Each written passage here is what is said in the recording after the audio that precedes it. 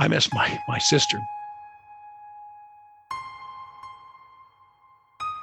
They took him to the dance. Well, they didn't bring him home from the dance. And like when you meet him, you talk to him, you're gonna go, this guy can't be the guy, because he's not that kind of guy. Everybody has this imagination of what someone who can be evil, but we don't know what evil looks like. And I think it was a complete surprise to him as much as it was to Lois, who I'm hoping was unconscious at the first blow.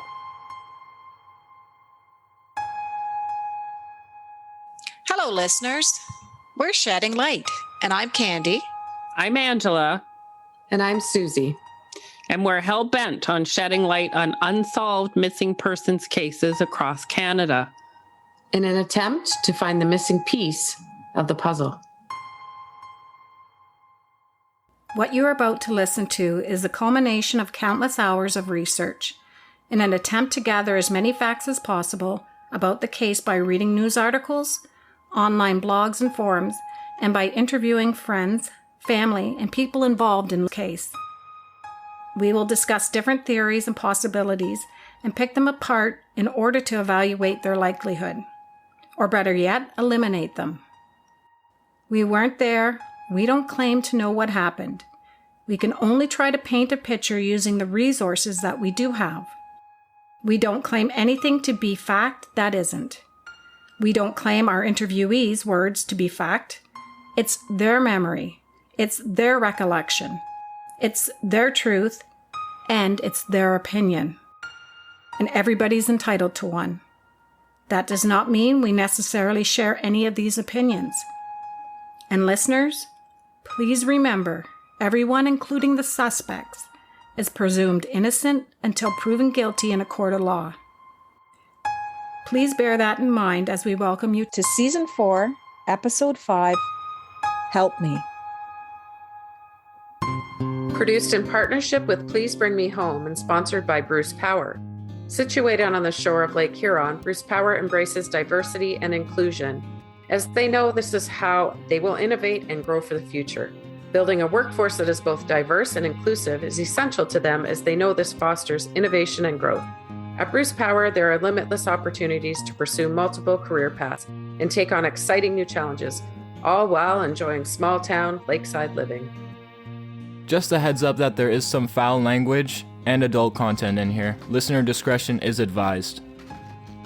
Before we begin this episode, we wanted to give a big shout out to fellow podcasters Caitlin and Graham at True North True Crime for the excellent episode they did on Luc Joly de Rocher, and we encourage you all to give a listen. It was released just this past month.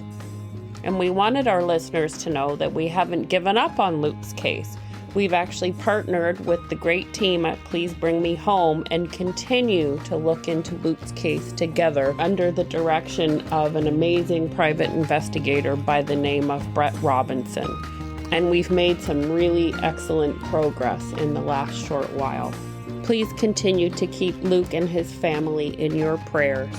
And please continue to share our posts about Luke, and hopefully we will have an update episode for you in the not too distant future.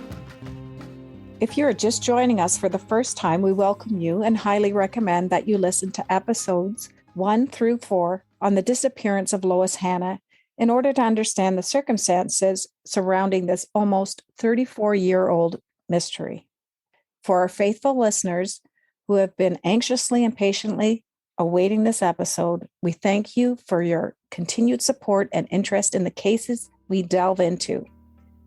We will recap the sequence of events to refresh your memories, as well as give you a brief synopsis for those who haven't started at episode 1.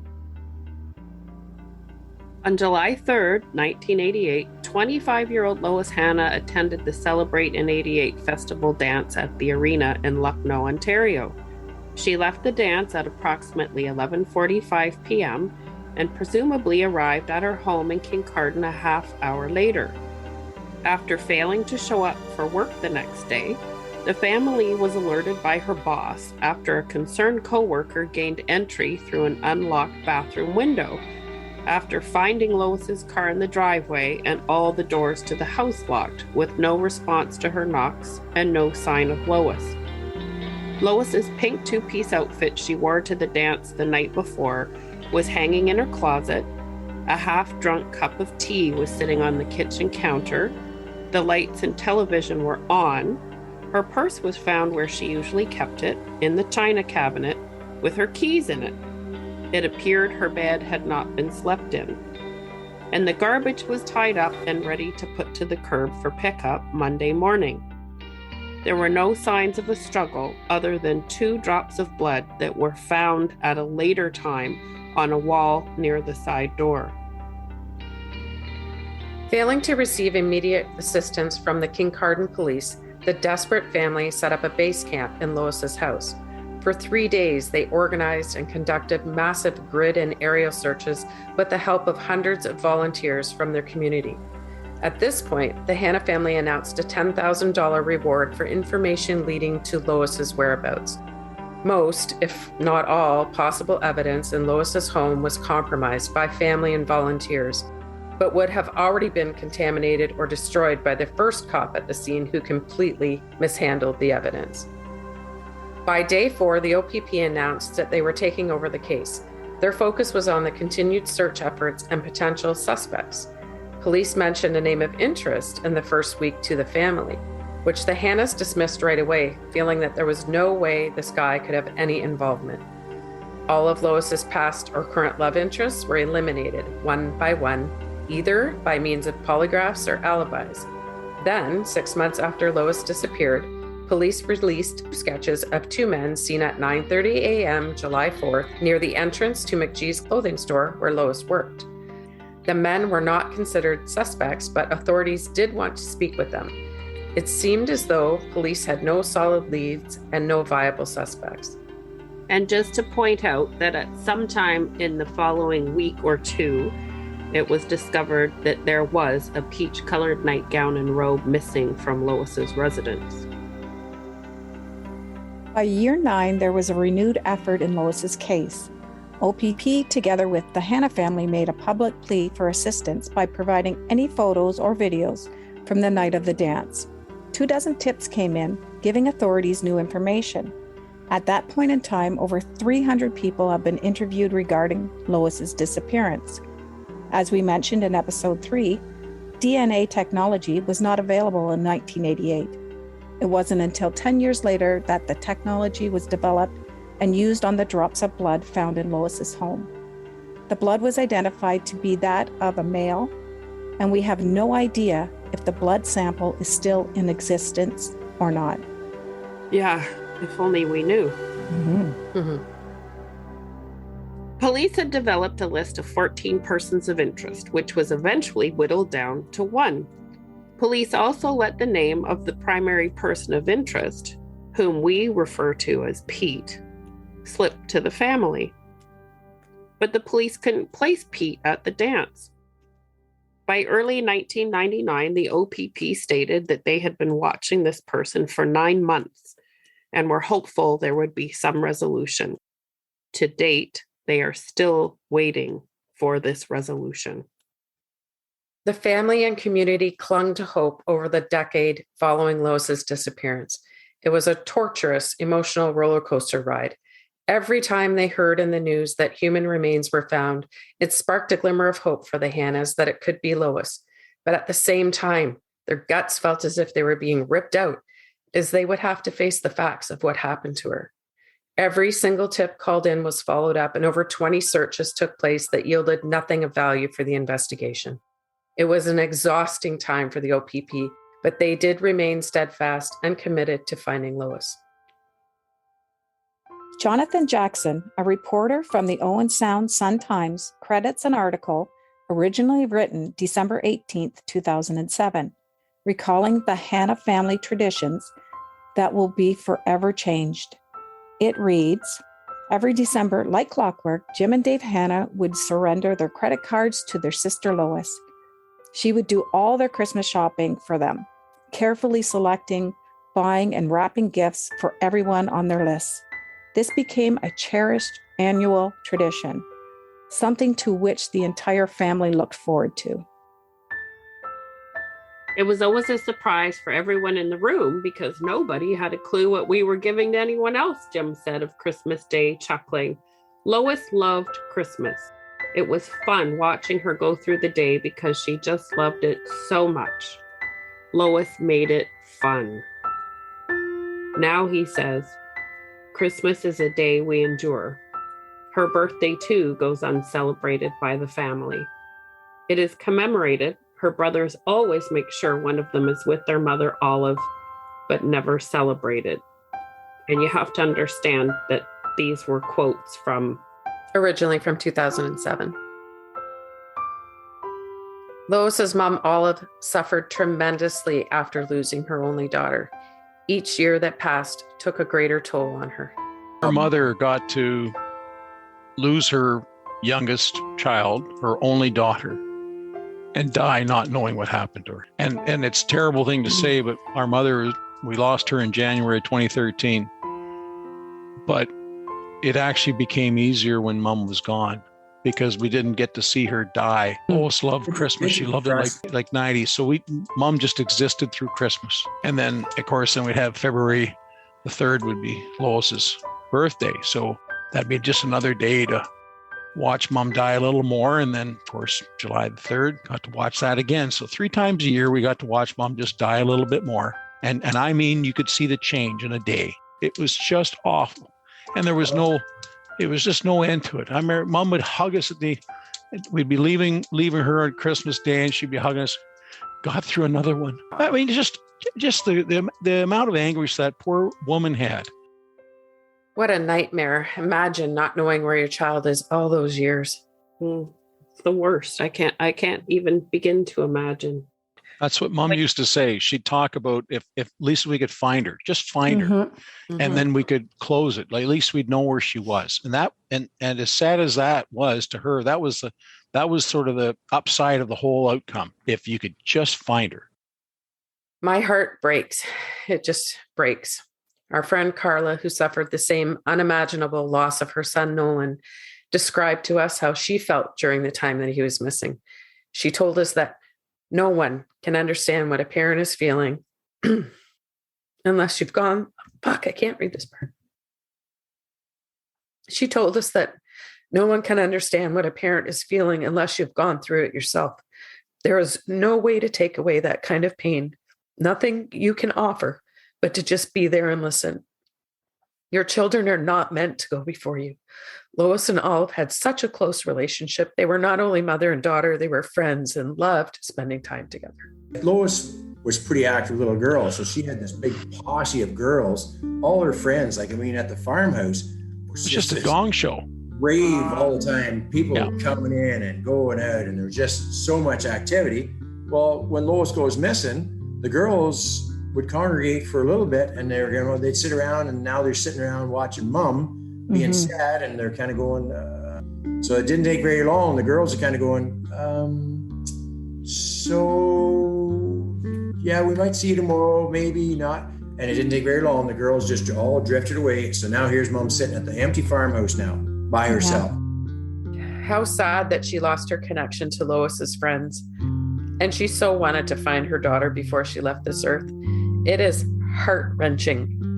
I sometimes envision this happening to one of my own children, and then the result is like sudden panic. I can't go there in my head. I have to stop myself.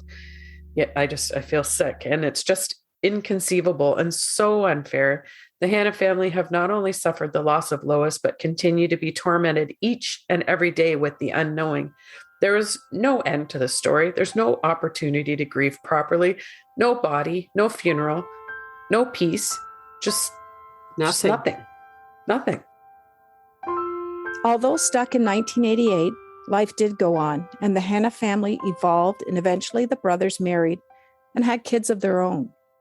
Jim affectionately recalls how his mother used to call his daughter Lois. Our mother used to call my daughter Kaylee is her name, but Mom would call her Lois because Kaylee was so much like Lois in a lot of ways. Same thing, just a live wire, lots of noise, lots of confusion. Big difference between the two of them was Kaylee was pretty dedicated to schoolwork, and Lois not so much. But anyway, but it's funny. I've caught myself calling Kaylee Lois, and she stopped correcting Olive. She just because it happens so often that poor Kaylee couldn't. My name's Kaylee. Of course, when she was young, she would make sure that Nana was, oh, I'm sorry, honey, you're Kaylee. But then now we're talking when she was in her late teens and early 20s, she's still being called Lois. Maybe some sort of comfort to your mom. I miss my sister. Until I had my daughter, I had no idea what she was going through. And I started imagining what would happen if I lost my daughter. It's like, and it just like that just didn't even seem possible that you could bear that kind of anguish. But she did that for a long, long time. Authorities, family, friends, and community were not giving up on finding Lois. Lucknow's homecoming reunions took place every decade, and in 1998, the OPP, in conjunction with the Kincardine police, opened a storefront office in the hopes of gleaning clues from the return of many of those who attended the 1988 reunion. The office was manned 10 to 14 hours a day during the reunion. Photos of Lois, her car, the two police artist sketches, along with an age-enhanced computer-generated photo of Lois, were available. The Lucknow reunion brochure also contained a photo of Lois, along with a number to call. The community loved Lois. You would be hard-pressed to find anyone that didn't like her. Her disappearance affected so many people, far beyond family and close friends. One of our listeners commented on one of our Facebook posts. It read, Lois loved teasing our oldest daughter about helping her find the perfect grade 8 grad dress for the following year. At 13, she joined us in the searches to help find Lois. Still causes tears. Lois was beautiful and admired by younger country girls. How heartbreaking is that? Instead of this young lady having Lois help her get ready for her big day, she's out at the age of 13 searching for her role model. Puts the impact her disappearance had on the local community into deep perspective. The circumstances surrounding Lois's disappearance raise so many valid questions in our minds, along with the minds of the community, family, authorities, and those of you who are listening. Do you listeners remember the tip about the vehicle running outside of Lois's? There was a very interesting tip published in the Beacon Times in June 1998, written by Kelly Young. It reads, neighbors reported at 12:15 a.m. July 4th, a large vehicle with its headlights on was seen parked across the end of Hannah's driveway in the early hours of July 4th. Apparently, it was seen not only by a neighbor, but also by a witness who drove by on Queen Street, which is adjacent to Nelson Street, where Lois lived. This witness assumed at the time that it was a cop. By the way, it was parked facing Queen Street. Thought maybe it was watching for speeders and drunk drivers. It is a possibility, but I'm still not convinced. If it wasn't a cop, then something else to consider is, why was the car running?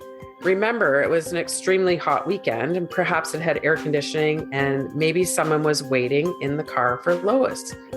Was she having tea when she heard a knock on her door? A neighbor witnessed Lois's television on shortly after midnight, so maybe she was waiting up for someone. Did she set her tea on the counter by the door to free her hands to unlock the door? What kind of locks were on her doors? That's a good question. How, and better yet, why would someone lock the door she exited from? Her keys were found in her purse, so the locks must have been the push and turn style lock and the knob itself. Were there possibly two people? One in the car and one in her house? Did she know her captor? The idea of a suspect familiar to Lois makes sense. There were no signs of a disturbance anywhere. Even a slippery doormat by the side door had not shifted at all. No physical evidence of a struggle. No money was taken. All signs indicate that if she left that house, she left with someone she knew. Someone who may have convinced her to step outside or into a waiting vehicle. again, why were the doors locked? It just seems strange that someone would take the time or care to lock the door behind them. That door being locked wasn't done by Lois. That was done by a person very familiar with that house. Because how you locked that side door was not with a key. You didn't lock that side door with a key. You unlocked it with a key, but you didn't lock it with a key. It was a turn, right? It was one from the inside. Exactly. So it's someone who's familiar with the house who likely went back to lock it. So I mean, there's a bunch of different theories. Her purse being in that house, of course, she would never have left. She certainly wouldn't have locked her door and left the house. It's very possible and very plausible, I think, that, she said, yeah, I'll come out and talk to you. And she closed the door and she left her purse in the house because she wasn't planning on leaving with him. She had no intention of leaving with him. Why, if she's going to sit in a vehicle and talk to someone, why would you take your purse and lock the door? You're in your own driveway. How many times do you leave your house to go to your driveway and you actually lock your door and take your keys? You don't, with the intention of going back in your house. How many times do you work in your backyard and you lock your back door? You don't. Because you're on your property. And I believe 100% that she had no intention of leaving with this man. She agreed to talk to him. And of course, something happened. But maybe in the vehicle in her that was seen at the end of her driveway. Maybe that's when it happened. And then he, of course, then walked back, locked the door, and left. Maybe someone had some unfinished business with her and came to her house after the dance. Was this a case of unrequited love? Someone not handling rejection well? Well, in our last episode, we mentioned a witness who came forward in 1997 claiming that a male had approached Lois at least twice at the dance. She overheard Lois say to the male, "No, not now. I said later." The man was described as approximately 6 feet tall with light blondish hair. Lois had called him by name, so she definitely knew him, but the witness could not recall the name. I suspect very strongly that Lois Hanna knew the person who turned up at her house shortly after midnight, Monday morning. She knew him well. They may have even planned for him to stop by her house at that point so they could have a talk. I strongly suspect that is a possibility. She left the house, it appears, willingly. There was nothing disturbed in the house.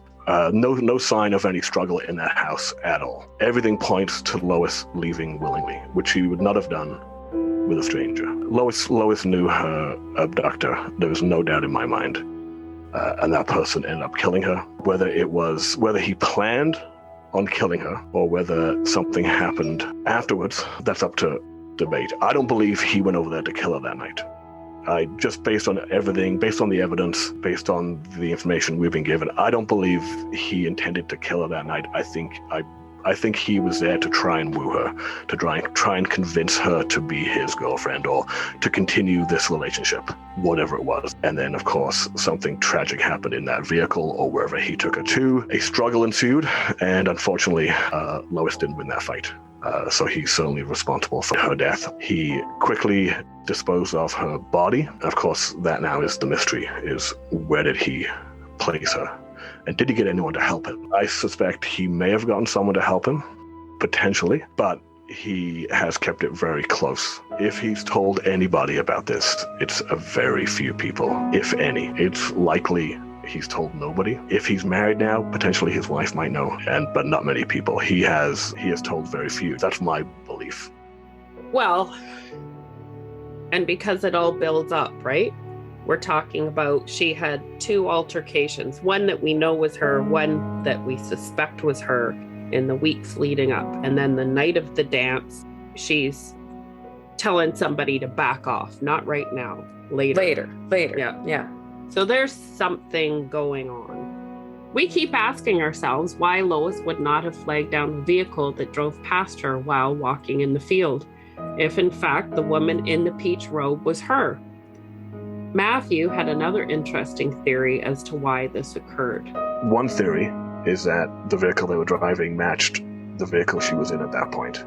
There were lots of trucks in the area. It was still very dark. The sun had only just begun to lighten the landscape. So, and she's running for her life. If this is Lois, then she is running for her life. She's in fear. And if she looks up for a second and sees a vehicle which matches the one that she just escaped, what are you going to do? Because trucks all look the same at 5 a.m, especially from a distance, because they weren't close. It was, 100 meters or more. The light wasn't great. And she was panicked, if this was Lois. Out of her mind, in survival mode, she sees a vehicle matching the one allegedly that she was in and had escaped from. What would you do? What would I do? I would run back into the bush too. Remember our suspect, Pete? Well, we know that a local couple who are actually family friends of the Hannas have gone on the record stating they talked Pete into going to the dance, and they drove him to the dance themselves. But they did not drive him home. We've communicated with half of this couple, but in the end, she was not comfortable speaking with us on or off the record. As a matter of fact, it seems the pair of them will not speak of it now to anyone. Oddly enough, when they were questioned about the dance in 1988, they neglected to mention Pete. It wasn't until Pete was mentioned to them approximately 13 years later that they admitted driving him to the dance. Oh, we went to this place, picked him up, took him to the dance. Oh, and guess what? Almost a year 12, 13, 14, it took for us to find out they took him to the dance. Well, they didn't bring him home from the dance. In this situation, the whole idea of withholding information in something as a circumstance so dire, it makes zero sense. And to this day, I don't understand why did what she did. So how did Pete depart from the dance? Did Lois drive him to his place and drop him off? It was on the way home. We ask ourselves if this is possible, and if it was possible, that he then got in his truck and met her back at her place. We have had folks ask us why it took so long to confirm Pete was at the dance. How did no one else notice him there? As the Hanna brothers described Pete, he was a wallflower. He didn't stand out. He was never the guy on the table. He wasn't the guy hanging over the railing, barfing his guts out. He wasn't on the table dancing and carrying on. He was never in the limelight ever. The Hanna brothers are convinced that Pete had something to do with their sister's disappearance, and they have gone on record in the Eganville Reader saying so. An article written in August 2019 by R. Bruce McIntyre quotes Dave Hanna as saying, "I know deep in my heart that son of a bitch knows something or knows someone who's connected to this and did something to my little sister. And I just want him to be a man and send in a tip and let our family start to live again." When the cops were told, his story was, he's home that night. What'd you do Sunday night? He goes, well, I was home, watched TV till 9:30 at night, went to bed, went to work the next day. Who clearly wasn't with her husband that night. She was out with her friends. She comes home at 2:30 in the morning and he's not there. The truck wasn't there and her husband wasn't there. There's what the cops got fed. We didn't know this story at all. We didn't know this story. Yeah. So the cops knew this in week 1. He'd said he was at home and said that he wasn't. So they knew there was a problem right there. We mentioned in episode 4 that both Lois's brother, Dave Hanna, and Please Bring Me Home, Nick Oldreeve, have paid visits to the towns of Eganville and Cobden to track Pete down. Nick describes his attempts to speak with Pete in detail. So the first time that I had a conversation with I had called him, just cold called him, and he picked up the phone. And I explained who I was and that I would like to talk to him about Lois Hanna. And he said, oh, yeah, no, I don't care about any of that. And then he didn't hang up. And then it kind of got me dumbfounded because at that point, I had only ever been either hung up on or people have communicated with me. But he was, nope, I don't care about it. His exact words were, I don't care about it, which I thought was interesting. And I said, okay, well, it's just a couple questions.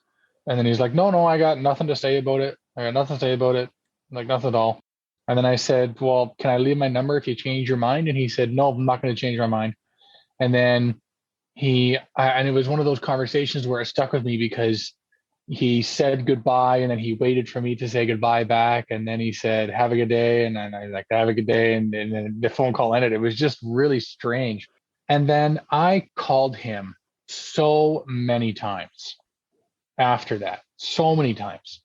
I was able to find his wife's number and call her.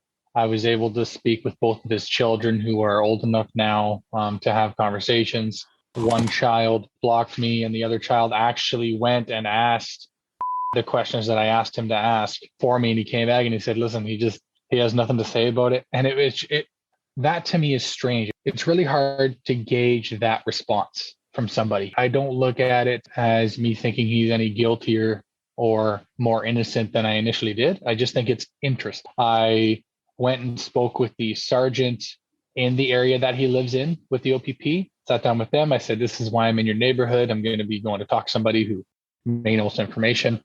I contacted the church that he attends. I went and interviewed his boss and the owner of his job when I was up in that area, and trying to get everything, just not saying that he did something, but he may know a crucial piece of information for Lois's case, and either A, he doesn't realize it's a crucial piece of information, or B, he just doesn't want to say it. So coming at it from all these angles for people that he trusts, the hope was that maybe somebody would talk him into just coming clean about if he knows anything. Not that he's responsible, but if he knows anything. That Nick, he is persistent, isn't he? I think he's great. He's no fear, that's for sure.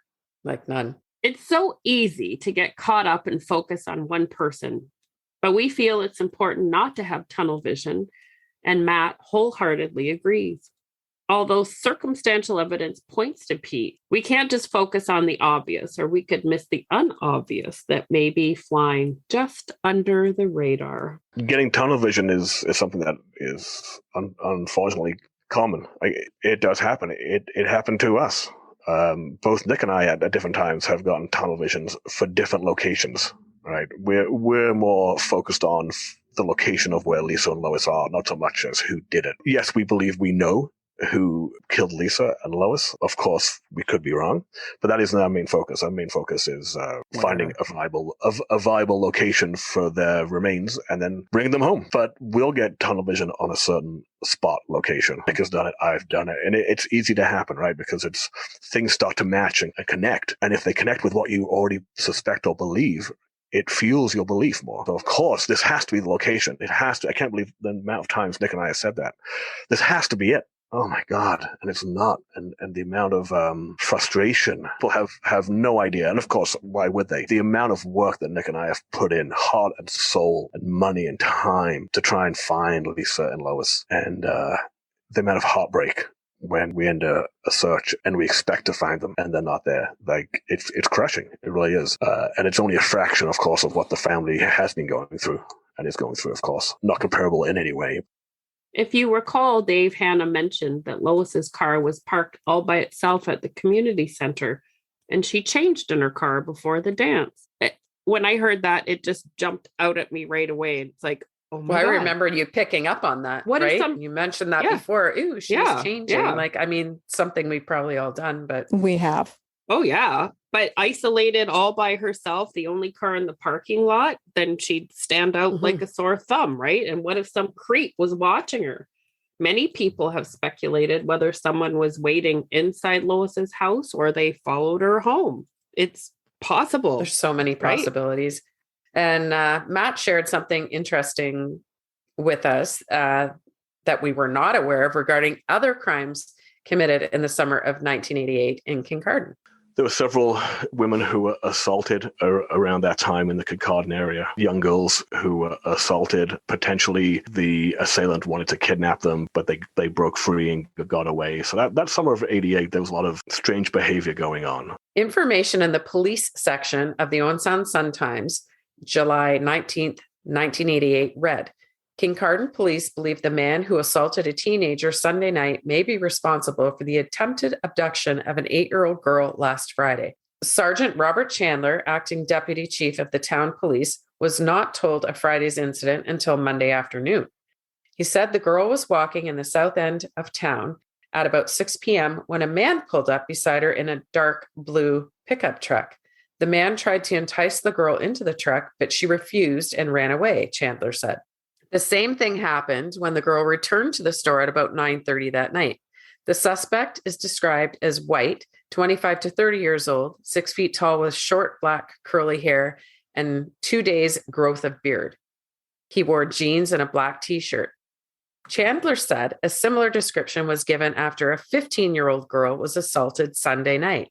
She was not hurt when a man approached her and ripped her shirt while she was walking her dog just south of town. Police so far are not making a connection between the two Kincardine incidents and the murder of Aaron Burkholder in Mount Forest. However, OPP spokesman Constable Bill Tannehill said this morning all possibilities are being considered. Meanwhile, police have no more clues in the disappearance of 25-year-old Kincardine resident Lois Hanna, who has been missing for 2 weeks. So there was a lot of activity at that time. There was a lot of fear that summer of 88, that summer and fall. It just coincided, of course, with Lois Hanna going missing. It coincided with Lisa Moss going missing. So, of course, you have two people who go missing. Holy shit. And do you have any idea what happened to Aaron Burkholder? I think she was only 8. Or when? And I have to look it up. I honestly didn't have time. Well, I did a little research on my own about Aaron Burkholder, and I'll just read a little bit from an article in Maclean's magazine in August of 1988. As dusk fell on July 17th, 1988, a search party of 6 volunteers found the naked body of 8-year-old Aaron Burkholder in an abandoned gravel pit on the scrub-covered outskirts of Mount Forest, Ontario. She had disappeared less than 27 hours earlier. And the same day, police arrested 27-year-old Brian Dahmer, a local man who worked as a basket maker, and charged him with first-degree murder. So this all happened within weeks of Lois disappearing. And traveling by car, Mount Forest is roughly an hour from Kincardine, where Lois disappeared from. And it's like, holy cow. So there are 2 girls in the town of Kincardine, where Lois disappeared from, within the 2 weeks after she disappeared, getting assaulted by some weird dude. I don't know if they ever even caught him. They didn't. And parents were pissed. There was a huge town meeting and parents were pissed that pissed. This news wasn't released earlier because it could have prevented, the second or third incident from happening. And he drove a blue pickup truck. Yeah. Mm-hmm. And Lois Hanna disappeared July the 4th. Lisa Mays, 15 right around the days same later. time that these girls were being assaulted was the same time Lisa Mays had gone missing. Yeah. Mm-hmm. It really gives you something to think about. Definitely. So there were hydro towers being built that summer. The nearby Bruce Power employed non-locals, and it was a tourist town. It sounds plausible that a random transient could have taken her, considering all the assaults against young women that were being committed at that time. So we spoke with a young woman who had another very interesting story to share with us. We have had this shared from a very reputable source, and we feel it's very important to share this story with you, the public. And this is what she writes.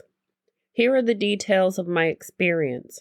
When I was 11 years old, I was being dropped off after school. I lived outside of a very small town on a farm. I noticed an old-style baby blue pickup truck following the bus for a number of miles. The truck was a 2-door.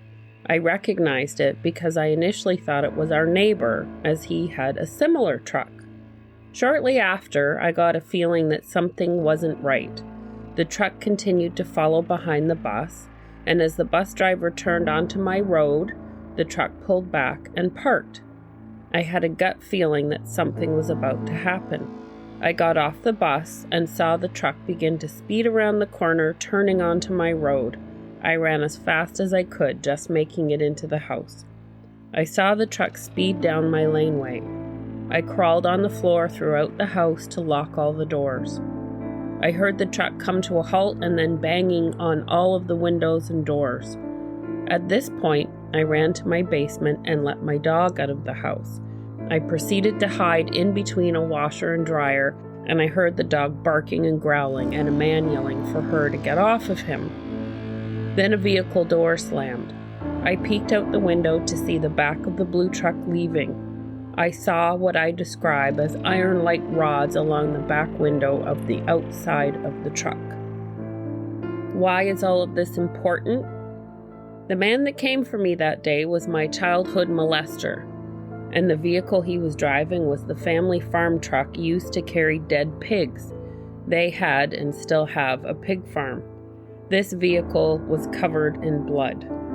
He had come prepared to end my life that day. This person and his brother were people that had ties to Lois Hanna and her family and had been with her the night she disappeared. The evolution of his confidence fits that of someone who escalated from molestation to much more violent crimes. I would not have been his first, I'm convinced of that, and it was only a few years after Lois went missing. It was years later when I was talking about this experience with my mom, and after studying forensic criminology, that I realized that this is a good person of interest in Lois's case. He and his brother were also present in Owen Sound when Lisa Mays went missing. Nobody thinks they are connected, but things aren't usually that coincidental. This man hung out with the Hanna brothers and also hung out at the tractor supply shop that we've mentioned earlier in Lois's case. The victim reports that this incident occurred in 1995, 7 years after Lois Hanna disappeared. Isn't that interesting? This was somebody that hung out in the same crowd. Yes. Played baseball. And remember, we heard about the baseball jacket hanging up. Yeah, that's the first thing that came. First thing that came to my mind. Yeah.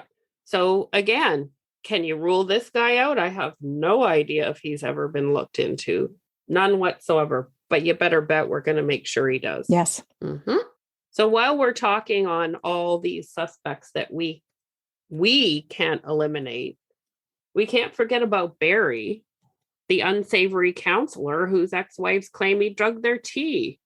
Frig, his whole family thinks he did it. Nick actually communicated with him by text, and he claimed to have never even heard of Lois. He lived in Kincardine and claimed that he'd never heard of Lois. I call bullshit on that. I second it. You lived in the town and everyone was aware of her disappearance. Maybe you can claim you didn't know her, but to say you never heard of her? Yeah, right. People were pointing fingers anywhere and everywhere. Hell, even the Hanna brothers have been blamed for their sister's disappearance by certain parties who have had personal disputes with them. It's sad, but it's true. As if they haven't, if they haven't, been through enough, and then they're going to get dragged through the mud. Please Bring Me Home received an anonymous tip about a depression in the ground on the old Hanna farm property, which turned out to be an old well. We'll let Nick describe this for you. The importance of that is it's owned by the Hannas, and we got a really eerie tip in once that said Lois is down a dry well on that property. That's all it said on 1856. So of course we dug up what we believe was the dry well. The Hannas came with us. Nothing was there, and we searched the only other well on the property. So Nick phones up and he says, okay, we got a hit on our site. So there's a well or a depression or whatever at one of our farms. And, with any chance we'll be able to go back there and look at it and say, we have to get a contractor in and dig it up and all the rest. And Dave has equipment. So he said, well, no, absolutely. You want to go? When do you want to go? Oh, he said, when can we do it? When can you get there? So we had to go back there. And of course we end up digging, and we go behind. There was an old house in one of our farms, and there was a depression there, and we dug it up, and we dug down until we got to undisturbed soil, and there was like clearly nothing there. And Nick and Matt, they were both kind of disappointed. And I said, guys, someone would have been here. They know we own it. They're just looking around. Oh, she might be buried there. I'll put that on Bring Me Home. David's got a neighbor that accused both Dave and I of murdering our sister, because he and Dave are having a dispute over property right now, and we've got to the point now we can pretty much put up with anything. Yeah, it's amazing. We had people talking like Donald Duck, trying to give us information. I'm like, what the hell is that? Really? There's some really bizarre behavior. So sad that anyone would point the finger at this lovely family. Just so off base. Even while considering all the possibilities, all facts indicate a suspect who was known to Lois. Otherwise, you'd assume some sort of struggle would have ensued. Some sort of resistance would be expected, of which there were no signs. Everything points to her knowing her captor, a captor with a motive. You know, when you start digging and listening to all of the research that Please Bring Me Home has done, you find some pretty interesting facts. For example, Pete's second wife is also originally from Lucknow. At the time of Lois's disappearance, she dated Pete's friend, and from all accounts we have, was at the dance that night. So she was probably hanging out with Pete and his friends because she was dating Pete's friend. Like, don't tell me she doesn't have weird, uneasy suspicions about him. One would think she has to be privy to the rumors and allegations about her husband. Was she interested in him back then while dating his friend? Did she keep tabs on him that night? And completely for the sake of irony, her mom's name is Lois. Oh, kind of weird, eh? That is weird. Please Bring Me Home has shared all the research with us, including witnesses, and we have attempted to reach out and speak with as many as we can to be part of this podcast. Unfortunately, Lois disappeared so long ago that has proven to be a challenge. The neighbors that witnessed the parked car running outside of Lois's, as well as the TV being on, have passed away. We would love to be able to interview the witnesses that saw the woman walking through the field in those early morning dawn hours of Monday, July 4th, 1988. Unfortunately, they too have passed. Others, as we have stated, have no interest in speaking with us, and it's very frustrating. And I guess we've said this before, Susie, you said this in the last episode, that time is of the essence. Time is running out because the people that are in the know, well, they're dying off. Yep. Can't speak from the grave. And some of those that we did speak to struggled with recalling exact details that they gave to police at the time. Even the Hanna brothers' memories of minor details have become jumbled over the years. I'm sure we can all agree that this has happened to us one time or another. Our memories can alter within hours, let alone decades.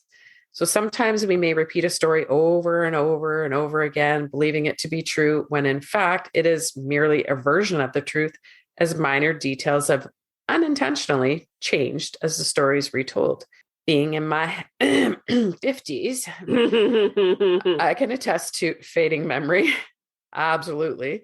Without photos or videos of an event, I have a really, really difficult time recalling things my children reference from their childhood. Like, Mom, you remember this? You remember that? And it's like, oh my God, no. Angela, you mentioned a story before of childhood. You know which one I'm talking about. You want to share with the listeners the skating story?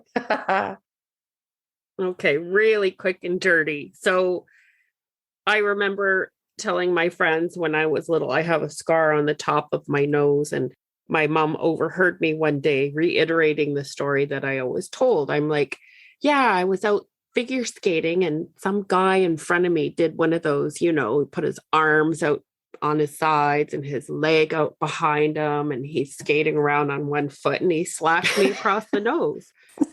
And my mom hears this and she's like, Angela, she said, that's not how it happened. You were lying in the middle of the rink and somebody ran over your face. And I'm like, what? Meanwhile, this is how I've been telling the story all these years. And you don't, yeah. I know. And yours sounds better, Ange. Yours sounds better. Yeah.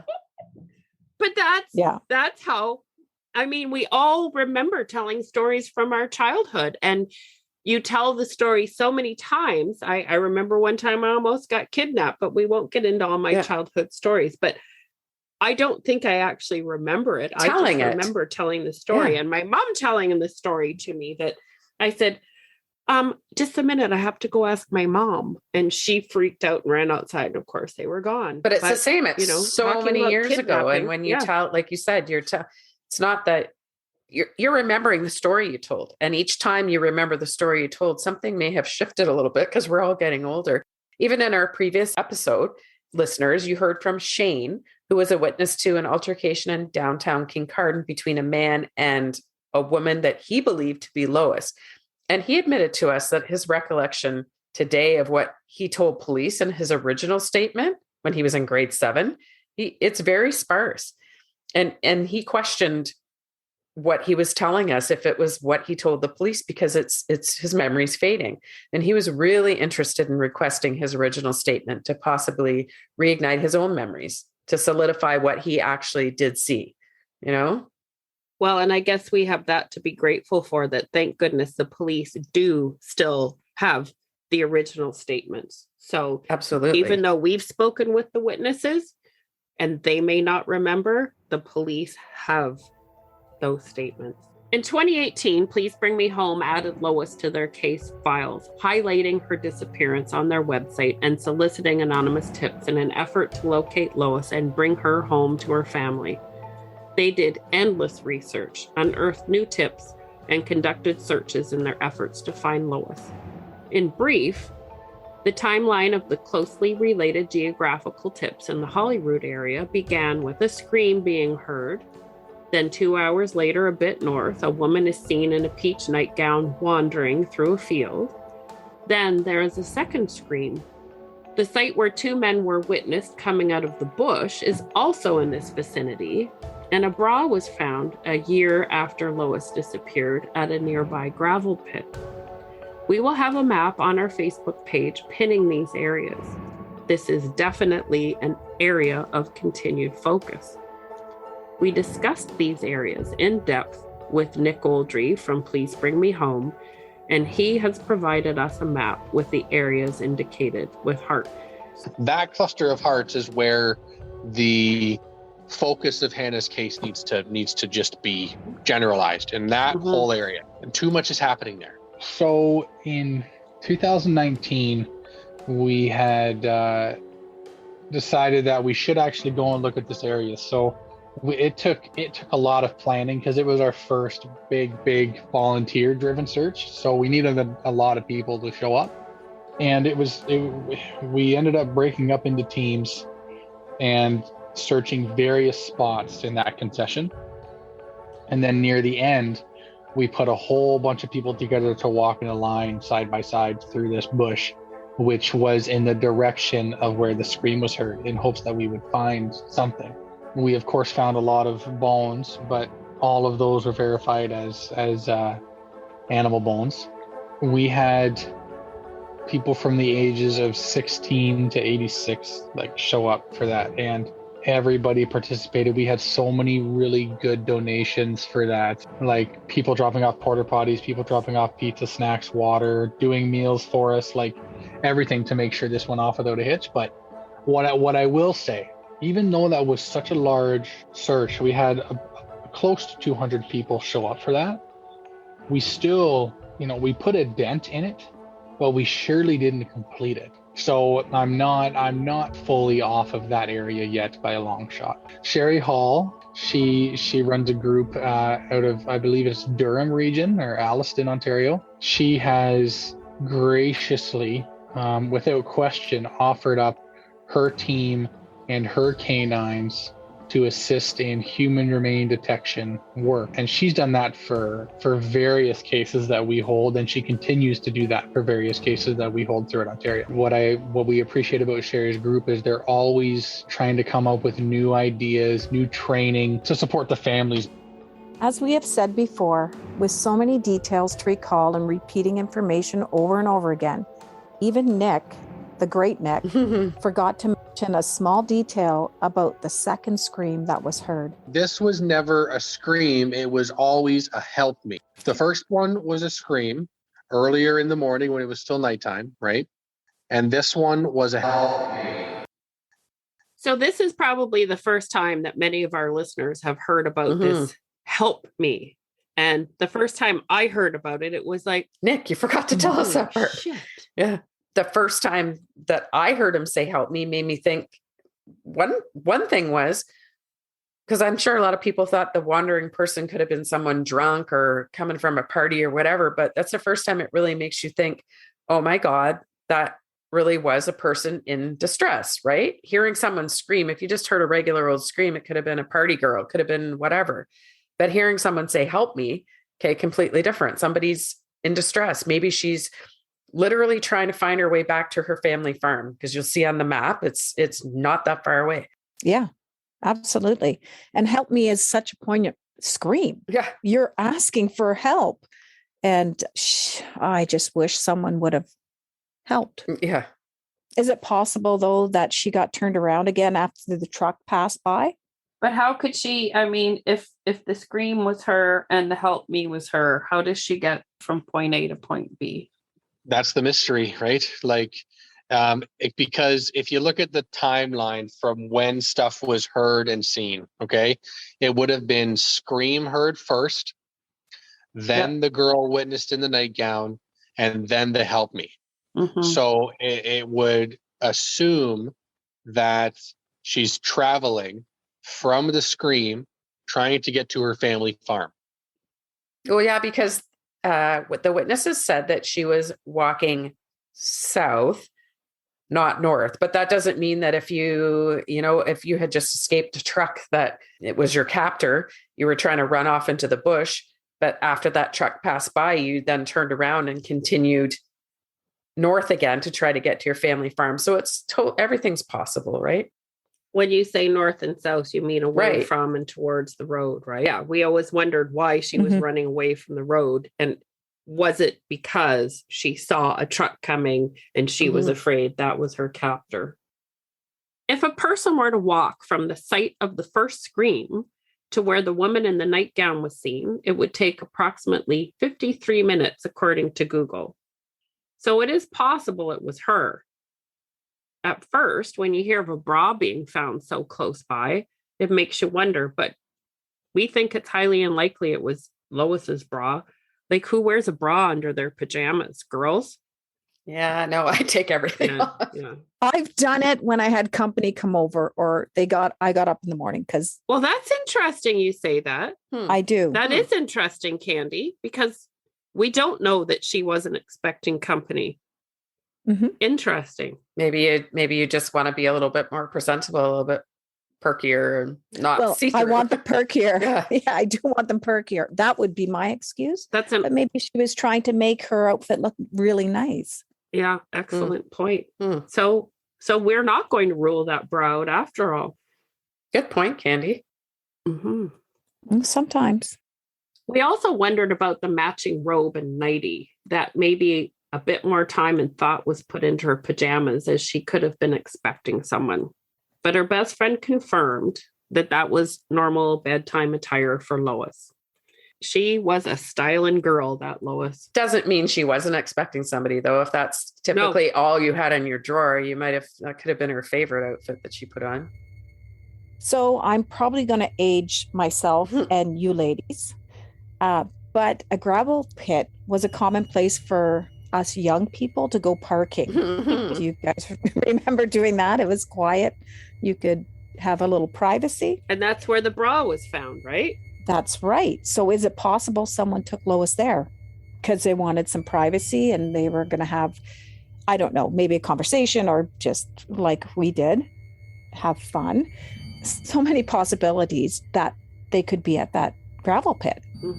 I just feel like she would have been semi-incapacitated, because why would you leave your house in the first place with all your stuff behind and go in your nightie? Like, something happened in the car, I think. And like when you meet him, you talk to him, you're gonna go, this guy can't be the guy, because he's not that kind of guy. Like, everybody has this imagination of what someone who can be evil, but we don't know what evil looks like. Exactly. And as I said, I don't think this thing was an evil thing. I think this whatever happened in this event was completely by surprise, completely without malice, and completely without forethought. Now, him hooking up with Lois might have had some forethought. That part might have been there, but the outcome of this, I don't think anybody had planned or expected. And I think it was a complete surprise to him as much as it was to Lois, who I'm assuming, I'm hoping was unconscious at the first blow. At first, police were sure Pete was their guy, but they couldn't place him at the dance. Then they were able to confirm he was there, but obviously still did not have enough concrete evidence to make an arrest. Without a body, without witnesses, without a confession, there will not likely ever be a trial. The police need at least one of these to carry out a conviction. Our justice system is such that you have to prove someone's guilt beyond a reasonable doubt. Shitty thing is, as in so many missing persons or murder cases, the police only get one kick at the can. It's excruciating when everyone seems to know who did it, or circumstantial evidence all points at one person in particular. But if that person is not found guilty at a trial due to lack of physical evidence, that's it. They walk and they can never be tried again. All we are asking for is a location. Where is Lois? This is where we need to make our plea to you again. We all know the power of social media, and we have witnessed firsthand how a missing person case can be solved utilizing this method of seeking answers. Most of you know that our friend's son Nolan went missing in December of 2017. Please Bring Me Home received an anonymous tip as a result of our social media pleas, which resulted in police finding her son 3 months later. We ask that each and every one of you listening today, please share the links to these episodes on all of your social media platforms and all of your local Kincardine and Lucknow Facebook groups. I am absolutely amazed that you guys are willing to do this, because you're just prying into a world of hurt. I thank you for your perseverance, but I am amazed that you want to do this, because it's we don't want to hurt you. I hope this. No, you're not hurting us at all. I'm just okay. I'm just trying to imagine you're going to hang up the phone after you talk to us. It's like, wow, what the fuck is going on in the world? We've hit that just after the first one. We got a dose of reality and said, there is some really awful people out there. And there's some fucked up police work. What it boils down to is we're honored that anybody will entrust us to go as far as we can with it, and that you'll share your stories and that you trust us. And that's what I hope that we can build, as a rapport of trust. Our goal is truly altruistic. We want to remind you that we do this podcast in our spare time, and we have no financial gain whatsoever from the number of listeners. We simply want to reach the masses in the hope that the information gets to the right person. They hear something and it sparks their memory, a memory that could possibly bring peace to the Hanna family. Rest assured, the team at Please Bring Me Home is here to stay, and we 3 moms will never give up searching for that elusive puzzle piece. Imagine if it was your own loved one. Thank you from the bottom of our hearts for helping. And remember, most of what police have learned and collected over the years remains secret. Even in a case this old, they shared very little with families. So if you've shared info with the police in the past, the family and the team at Please Bring Me Home don't necessarily know about it. And we feel that by sharing some of this information with the public may open things wide up again. If you shared a story or submitted a tip in the past, please don't assume the family knows this, or that it's even in the police file. Reach out again in whichever direction you're most comfortable with. All pertinent links and phone numbers will be listed in the show notes. A $50,000 reward remains in place for anyone with information leading to the whereabouts of Lois Hanna. So many podcasts are done based on cases that have resolution and answers. When we focus on these unsolved cases, it makes the story feel so unfinished. We need you to help us finish this story. Please help us shed light on Lois's story in order to find answers for her family and let her finally rest in peace. Amen. Amen. Amen. And as always, this episode is dedicated to Nolan. We love you, Nolan. Love you, Nolan. Love you, Nolan.